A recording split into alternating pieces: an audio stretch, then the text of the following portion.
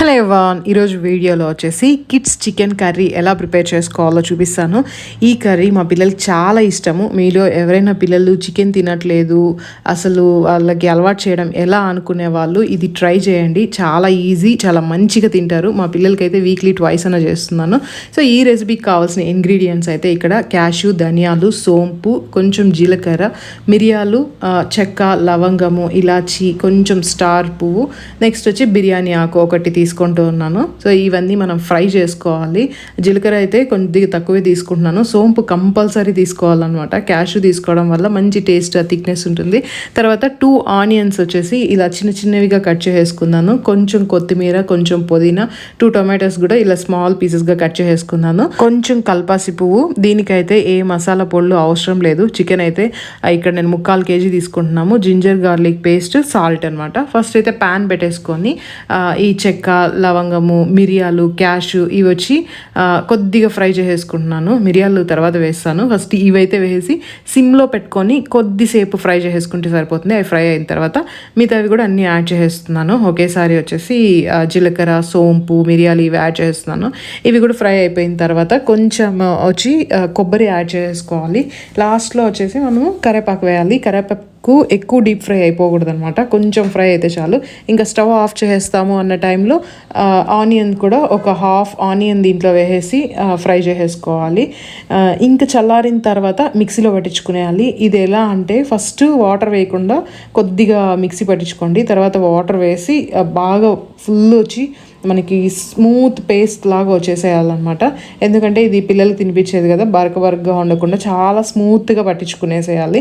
తర్వాత ఇది పక్కన పెట్టేసుకొని ఈ కర్రీని కుక్కర్లోనే చేయాలన్నమాట. కుక్కర్లో ఆయిల్ వేసుకొని కొంచెం బిర్యానీ, నెక్స్ట్ వచ్చి కల్పాసి పువ్వు, కొద్దిగా వచ్చేసి ఇక్కడ చిల్లీ చూస్తే నేను కాల్ చిల్లీ వేసాను. సో అవి ఫ్రై అయిన తర్వాత కట్ చేసుకున్న ఆనియన్స్ని కూడా వేసేసి అవి కూడా ఫ్రై చేసేసుకోవాలి. ఆనియన్స్ ఎక్కువ ఫ్రై అవ్వాల్సిన అవసరం లేదు. సో ఇంత ఇలా ఇక్కడ చూపిస్తున్నా కదా, ఇంత ఫ్రై అయితే సరిపోతుంది.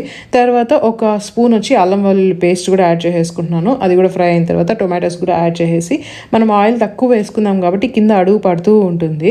సో ఏం చేయాలంటే ఫస్ట్ క్లోజ్ చేసి పెట్టేసి ఒక 1 minute తర్వాత నీళ్లు కొంచెం చల్లుకొని మళ్ళీ క్లోజ్ చేసి పెట్టేసేయాలి. టొమాటో మొత్తం స్మూత్గా కుక్ అయిపోవాలన్నమాట. తినేటప్పుడు మనం ఏది తీసి పక్కన పెట్టేలాగా ఉండకూడదు, అందుకని స్మూత్గా కుక్ చేసుకునేయాలి. కొత్తిమీర కూడా వేసుకొని ఒకసారి మిక్స్ చేసుకొని మనం మంచిగా వాష్ చేసి పెట్టుకున్న చికెన్ అయితే ఫ్రెష్ చికెన్ తీసుకోండి. సాల్ట్, కొంచెం పసుపు వేసేసి బాగా వాష్ చేసుకున్న చికెన్ ఇక్కడ యాడ్ చేస్తున్నాను. తర్వాత ఏంటంటే ఇక్కడ నేను స్మోక్డ్ పాప్రికా యూజ్ చేస్తున్నాను. ఈ ప్రోడక్ట్ కావాలంటే మీకు ట్యాగ్ చేస్తాను. ఇది 100% వచ్చి న్యాచురల్వి, మైల్డ్ ఫ్లేవర్ ఉంటుంది. జస్ట్ ఒక హాఫ్ స్పూన్ యాడ్ చేస్తున్నాను. దీనివల్ల మనకి చికెన్ వచ్చి స్మోక్డ్ ఫ్లేవర్గా వస్తుంది. ఇది నేను ఎక్కువ యూజ్ చేస్తూ ఉంటాము ఫ్రీక్వెంట్గా కూడా. మీరు రెసిపీస్లో చూస్తే అప్పుడప్పుడు చికెన్ వింగ్స్ది, పెరి చికెన్ వింగ్స్ దానికంతా యాడ్ చేస్తూ ఉంటాము. తర్వాత వచ్చి సాల్ట్ కూడా వేసేసుకొని ఒకసారి మిక్స్ చేసుకోవాలి. మిక్స్ చేసుకొని కొద్దిసేపు కుక్ అవ్వనియాలి. ఒక 3 minutes వరకు అలా క్లోజ్ చేసి మంచి కుక్ అవ్వాలి. 3 minutes తర్వాత ఏంటంటే ఫుల్ క్లోజ్ చేయకూడదు, ఇలా కొంచెం ఆవిరి వెళ్ళేలా క్లోజ్ చేస్తే సరిపోతుంది.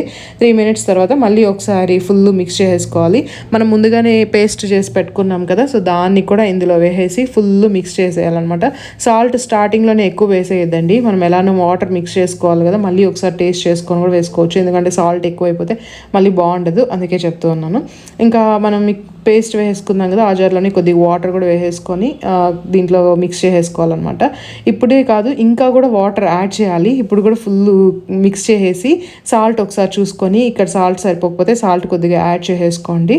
ఒక వాటర్ వచ్చేసి ఇంకా కొద్దిగా ఎక్కువ వేస్తూ ఉన్నాను.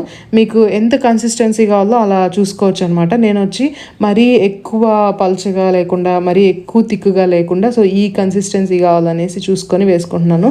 మనం కుక్కర్లో వేసుకోవడం వల్ల బాగా కుక్ అయిపోతుంది అనమాట. ఒక 2 whistles పెడితే సరిపోతుంది, అందుకే కుక్కర్లోనే చేస్తూ ఉన్నాను. లాస్ట్లో ఏంటంటే పుదీనా వేసేసి ఒక 2 whistles పెట్టేయడం అంతే. 2 whistles మంచి కుక్ అయిపోతుంది. పిల్లలు తినే విధంగా చాలా స్మూత్గా ఉంటుంది. మనం దీంట్లో కారమే వేయలేదు కదా, అసలు పెద్దవాళ్ళు కూడా తినొచ్చు, అంత టేస్టీగా ఉంటుంది.